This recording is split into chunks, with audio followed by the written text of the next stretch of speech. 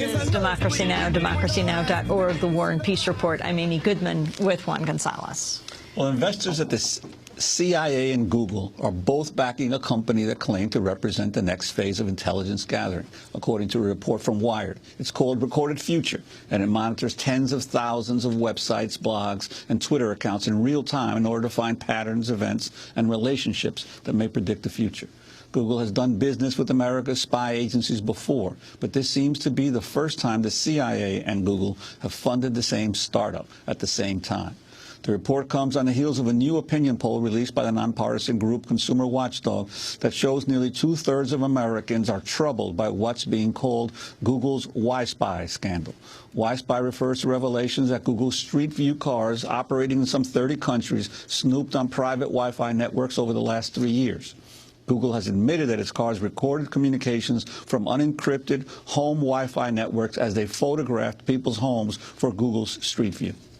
Well, for more, we're joined now by two guests. Here in New York, Noah Shachtman's with us. He's contributing editor at Wired magazine and editor of its national security blog, Danger Room, where he broke the story about Google and the CIA both investing in Recorded Future. And we're joined in Los Angeles by John Simpson, director of Consumer Watchdog's Inside Google project. He's calling for congressional hearings into the Google WiSpy scandal. We welcome you both to Democracy Now! Noah, let's start with you. Just lay out what this relationship is. There may be people who don't even know that Street View of Google, that you can go down the streets of New York, San Francisco, Los Angeles, and see people's houses. And what else did they record? Right. So, you know, Google, we sort of make an implicit bargain with Google, right?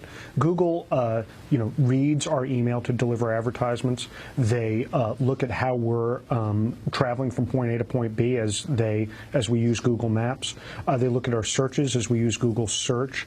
So they read all that information, but we make a bargain with them that they're not going to do anything too bad with it, that they're going to observe their "don't be evil" mantra. And that's why this latest business arrangement is kind of troubling. John Simpson, go further with the Street View and what you found with WiSpy. Well, sure. What most people, I think, realized was that indeed these trucks, vans, were taking photographs, but it then developed that they were recording data from open Wi-Fi networks and gathering other information about Wi-Fi networks as they went along.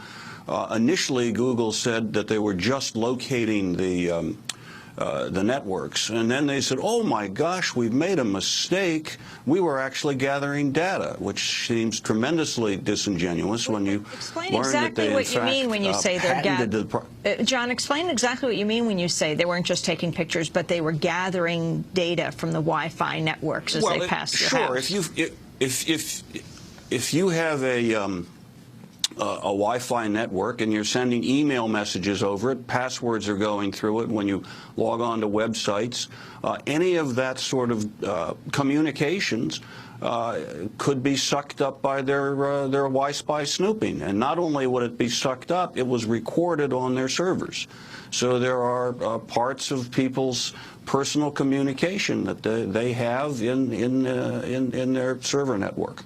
And what they're doing with that information is part of the problem. No one from Google has said why they were gathering it, what they intended to do with it, and what they have done with it. They've essentially said, trust us. We're the company that believes don't be evil.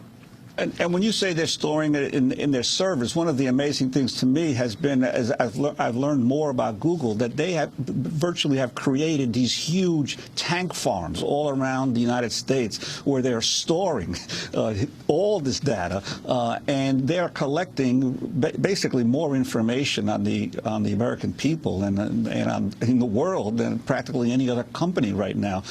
Noah Shachtman, I'm particularly interested in this issue of this new company. Recorded Future. How exactly is Recorded Future working? What are they doing with the information they're gathering now for both the CIA or with CIA investment and with Google investment? So Recorded Future is a company that strips out from web pages the sort of who, what, when, where, why. It sort of who's involved, where are they going, what kind of events are they going to, and the idea is to find hidden links between actors that might not necessarily have visible links between them.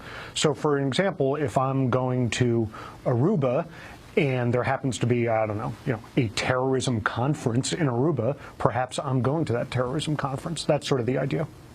And how is CIA and Google working together? So most people don't realize that the intelligence agencies have an investment arm. It's called In-Q-Tel. And they invest money in promising companies, both to make a little cash and also to deliver those promising technologies to the intelligence community. So in the early part of this decade, for example, In-Q-Tel invested in a company called Keyhole. Keyhole was then bought by Google in 2004 and became the basis of Google Earth, which is now how we can look at all those satellite cameras, and what eventually became the basis for this Street View project, right? And what Street View is it's part of Google Maps. It's a way of, instead of looking at how you get from point A to point B, it's a way to actually see the streets that you're navigating. And so when Google was taking pictures to develop that sort of 3D view of the streets you travel on, that's when it got into trouble collecting this Wi-Fi information. So that's how it kind of all ties together. And of course, there's a higher level, much larger secret intelligence agency, and it's a national security agency. Right. So Google, its relationship with the NSA is unclear, as most things with the NSA are unclear. We know that they've done business together before. We know that Google sold them some products before, some servers.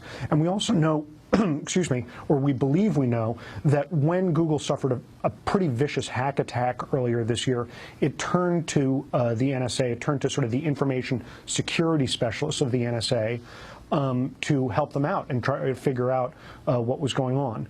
Now, it gets a little bit complicated because that side of the NSA is not quite as black hat as the side that spies on us. There's actually kind of two divisions within the NSA, one that's relatively benign and one that's relatively not benign. But it's yet another example of how Google and the country's intelligence agencies are starting to get closer and closer together. Have there been any attempts in other countries to begin to place limits on some of this cooperation between Google or they're being able to use what they're doing here in the United States to spread to other countries? The answer, I'm sure, is yes, but I don't have details. I'm sorry. Well, let me ask John Simpson. What are you calling on Congress to do? Well, we want to know exactly what Google was trying to do when it sucked up all this personal communications when it was doing the Y-spying. And we're also very concerned about precisely the nature of this growing relationship between our intelligence agencies and Google. And we think that both of those things need to be a subject of a hearing. Just like Tony Hayward came in and had to explain the Gulf oil spill, we think that Chairman Eric Schmidt needs to be called before the appropriate committee to explain what I think is the biggest information spill, if you will, in history. It's virtually wiretapping what they were doing with the Wi-Fi networks, and they need to be called on the carpet to account for that and why they did it. And so far, there's been no adequate explanation of what they were trying to do. Who is championing this in Congress? John, who is championing this in Congress, and what is Google's response, not to mention the intelligence agency, if you can gather this, to your Inside Google project, a consumer watchdog?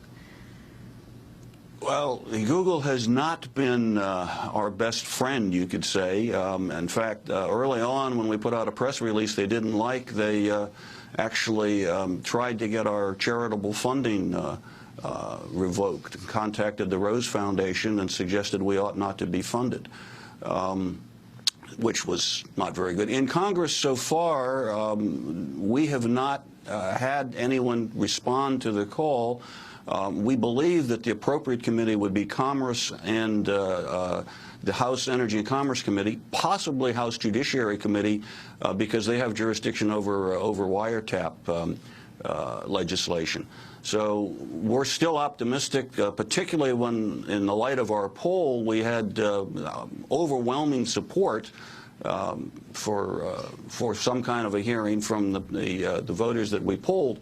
We think possibly when the Congress people are back in their districts, maybe they will indeed hear some of the concern from their constituents. So we're optimistic that there will be a hearing. John Simpson, I want to thank you for being with us, Director of Inside Google Project Consumer Watchdog, and also thanks to Noah Shachtman, contributing editor at Wired magazine. White House visitor logs showed that Alan Davidson, Google's Director of Public Policy and Government Affairs, has had at least 3 meetings with officials of the National Security Council since the beginning of last year. And John Simpson also has written that based on today's Washington Post series, it appears Google holds classified U.S. government contracts to supply search and geospatial information to the U.S. government. That series they did last week. That does it for the broadcast. I'll be speaking tomorrow in Columbus, Ohio at noon. Go to our website, check it out. Democracy Now! Produced by Mike Berkshire for Doug Deuce, Anjali Kamat, Steve Martinez. I'm Amy Goodman with Juan Gonzalez.